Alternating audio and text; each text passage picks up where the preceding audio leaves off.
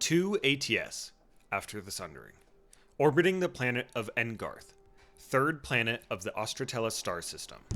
Jax drummed his fingers against the dented control panel, the rhythm swallowed by the low hum of the ship's engine. Beside him, Pip, a squat robot with an expressive optic lens, beeped cheerfully. It had been 2 years since the Sundering, and there was still a ton of wreckage from it to clean up. Jax grunted, his gaze fixed on the approaching debris. Just another cycle in the Iron Dominion Sanitation Department, Jax muttered to Pip. This'll be so fun, Pip retorted. Their beat-up freighter, Interstellar Debris Reclamation Unit 47A, wasn't much to look at, but it got the job done. Jax, a gruff ex-miner with a grease-stained jumpsuit, handled the piloting. Pip, his trusty robot with more enthusiasm than processing power, managed the tractor beam. They had been combing over Sector 18B for the past 3 cycles and hadn't found much. This cycle's haul wasn't promising. A tangled mess of wires, a rogue satellite occasionally flinging sparks off of it, and a pizza, half-eaten and floating ominously. Jax chuckled. Even in space, some things never changed. As the debris entered the ship's hull by the pole of the tractor beam, Pip rattled off facts. Wire origin, unknown. Satellite function, outdated weather monitoring. Pizza origin, definitely not Engarth. Estimated cheese content, 72%. Jax snorted. Who needs weather reports in space anyway?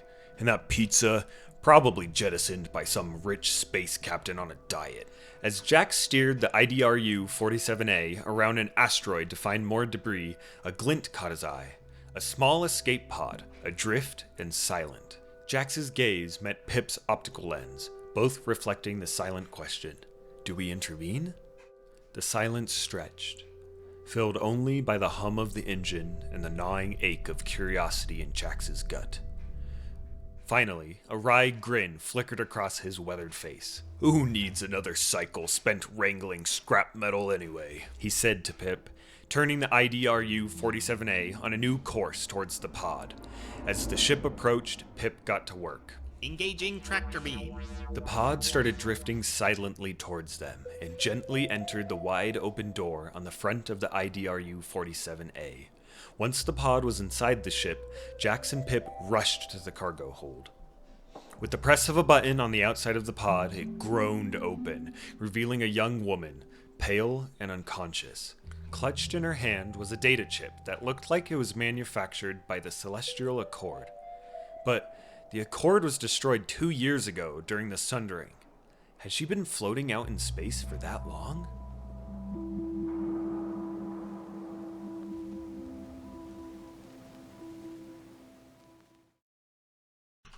Alright, okay, so that's the end of the first story in the Sundering Saga. I've had this idea I've been writing some stories for, and I've got a world building document I'm adding to for this system called the Ostratella star system.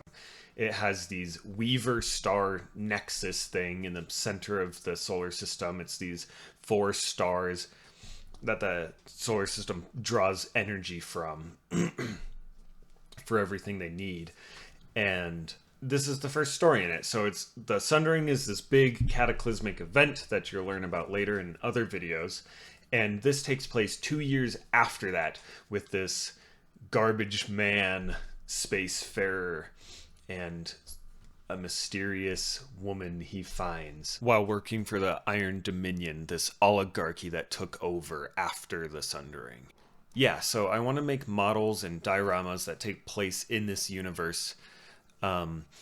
But I don't have the space for that right now where I live, and I'm moving at the end of March, so I will have more space to do that. And so I wanted to just start with this little story I've been working on and a drawing of it. I smashed my finger in the door the other day, and so my drawing is awful. I'm also really bad at perspective, but I want to try to draw these spaceship concepts that I've got in my head just to get better at drawing and have something to go off for the models that I want to build. All right, I'll see you in the next video, which will probably be in March.